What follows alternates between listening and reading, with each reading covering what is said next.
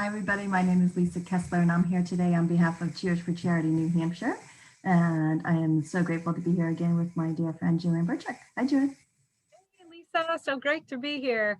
And I'm super excited. I'm Joanne from Lighthouse Physical Therapy. And today we have Patty, and she is from Womenaid of Portsmouth.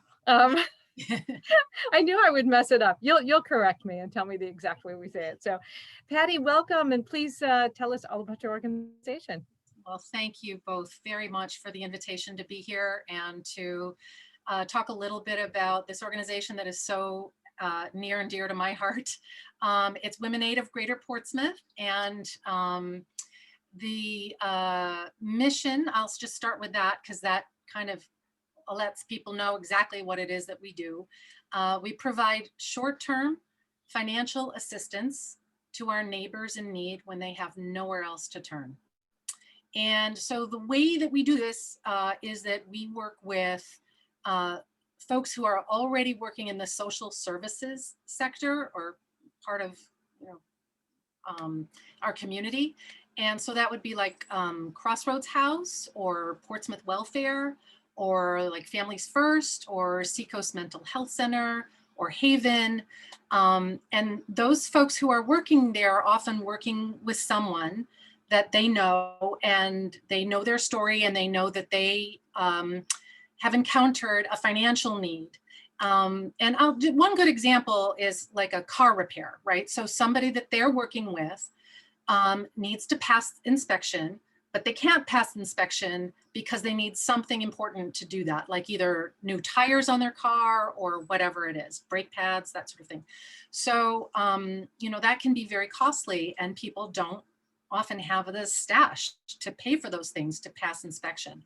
So in that case, the person working in the social services sector will fill out a form that is available on our website, and that social service person gives all the information about the situation.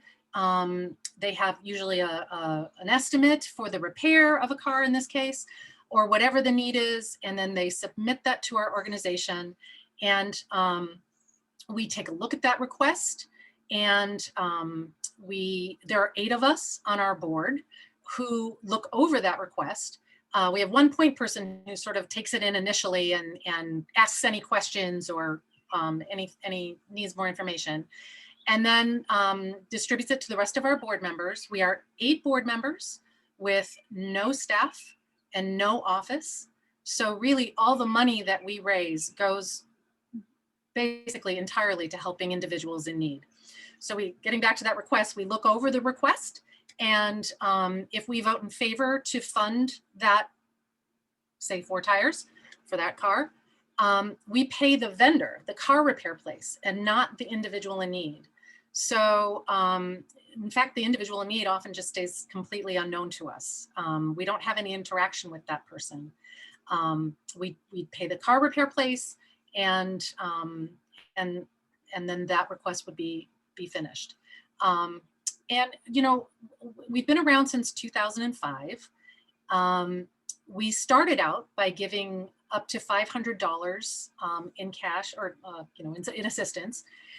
And now we're up to $700 in assistance. And in our 16 years in existence in our area, we have given away just shy of about $1 million in these small increments of money over time.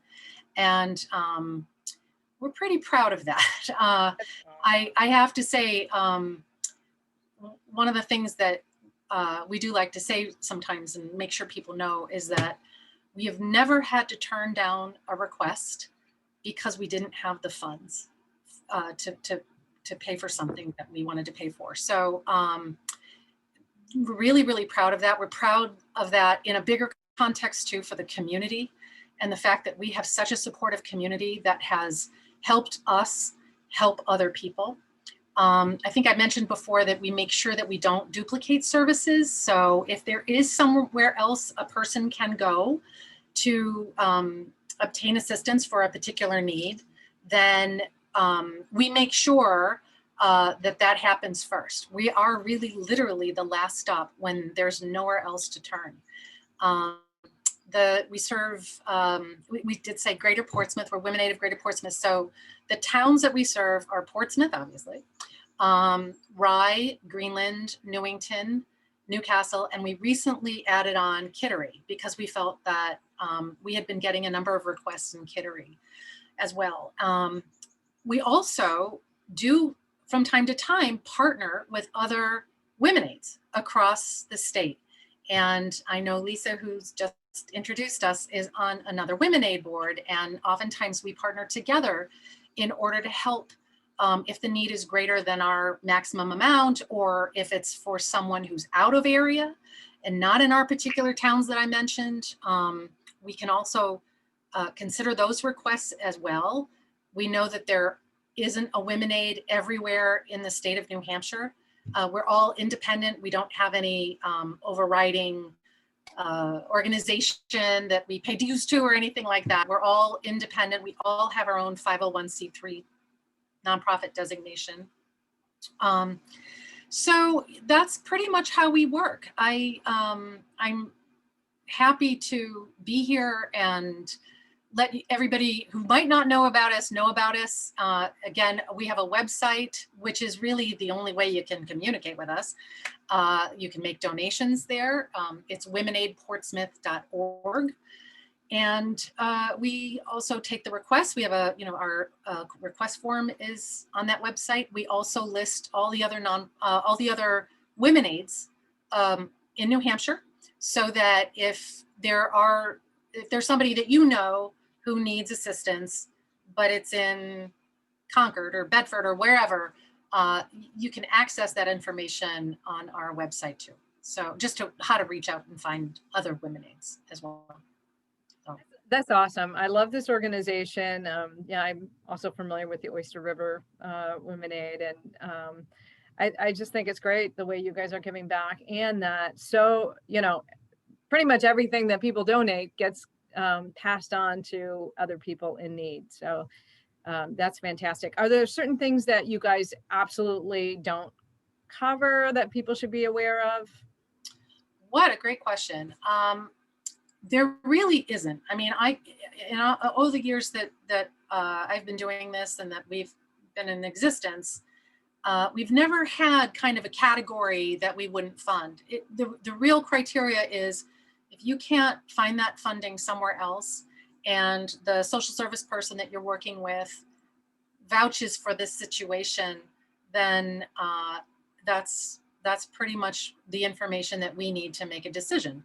So we've funded things like new refrigerators. Somebody's refrigerator is broken down. We have funded, in this last heat wave, we funded an air conditioner for someone who was living in public housing and couldn't afford that, but had a health condition and needed to have air conditioning. The car repairs I mentioned. The other thing that we have done often are new beds. Here's a scenario. You can't bring a used bed into public housing. So people who are moving out of homelessness need new beds. It's a requirement. And someone moving out of homelessness obviously doesn't have the few $100s extra to pay for a brand new bed. So we've often stepped up with that. And I'm proud to say that actually Crossroads House has been an amazing partner with us on those particular requests. And they've also said that they have felt that because of the assistance we've given somebody, say, for example, for a car repair, it's kept them out of homelessness because they were able to pass inspection because they had the car repair done. Then they were able to stay in their job and get to their job. And oftentimes, something like a car repair can really spiral people downward and cause havoc in their lives and send them into homelessness on occasions. So those are some of the requests. I mean, we also had a few unusual requests. We paid for driver's ed for a student once or twice, I think we've done, and some medical equipment, a rollator. I learned what a rollator was. I did not know what a rollator was until working with the Womenaid. We've had a number of really just heartbreaking requests too, that, I could be there just in a puddle of tears reading a situation that someone has found themselves in, and just really literally has nowhere else to turn. And I'm really proud that we help in that moment, when you just don't know where to go. And so This is that's, actually a good point. What are you finding your needs are right now? I would guess with COVID and, so many people had to stay home, maybe your requests increased during that time. And do you, other than monetary donations, are you guys, looking for anything else? I mean, I feel like all the nonprofits are always looking to right. Well, have we more don't, funds. well, actually, yeah. I mean, I think we're all concerned too about what's going to happen in the coming months, right? With stimulus money stopping.